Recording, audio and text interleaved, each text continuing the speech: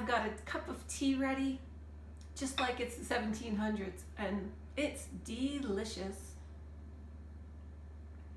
Today, we're in a modern rendition of Martha Washington's kitchen from Mount Vernon, Virginia.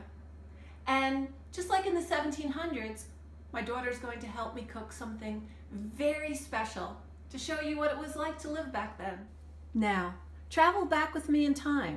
Today we have out some butter. Ours is store-bought, but Martha or Martha's assistants on the farm would have freshly churned her butter. We also have some local organic produce. Again, Martha would have had hers fresh from her farm, but we have the closest thing. We also have some homemade pottery and some homemade wooden utensils, just like Martha would have had. In these expensive dishes, we have sugar and we have salt. They're placed in the expensive dishes because they were very expensive and hard to come by. Next, we have flour in these dishes and water right here. So Mom, what are we gonna make today? Today, I'd like to show you how to make fire cakes.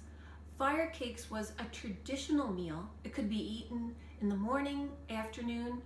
It could even be eaten in the evening when the soldiers during the Revolutionary War were hungry. Most notably, we know that fire cakes were eaten at Valley Forge in Pennsylvania because the supplies were so scarce during this time in history. Let's get started. First on our list of ingredients is flour. We're gonna put in about that much. They didn't really have any exact measurements back then, so that will do. Next, we're gonna take our wooden spoon and mix as we add in just a little bit of water at a time.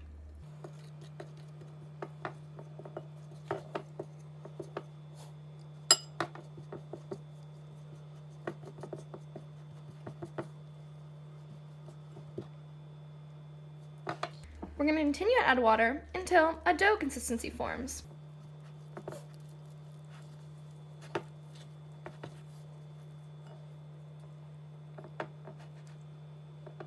Mom, should we add salt or sugar?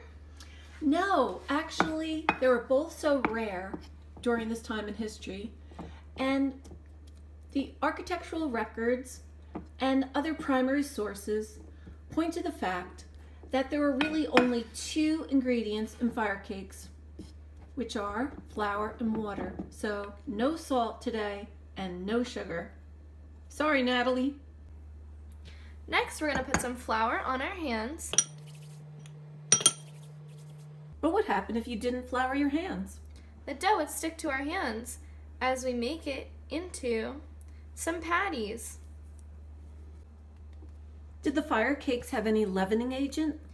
No, the soldiers did not have access to leavening cakes when they were making these. This is what our cake looks like. It'll stay this shape because of the fact that it had no leavening agent. Okay, what's the next thing to do? Heat up our pan. Just like back then, we're going to use fire to cook our food. We're also using a cast iron skillet. Martha Washington for sure had one of these in her kitchen, but the soldiers on the battlefield would have used rocks to cook their food on by the fire. Once our pan is hot, we're going to add our fire cakes right into the pan. About 4 minutes later, our fire cakes are ready to flip.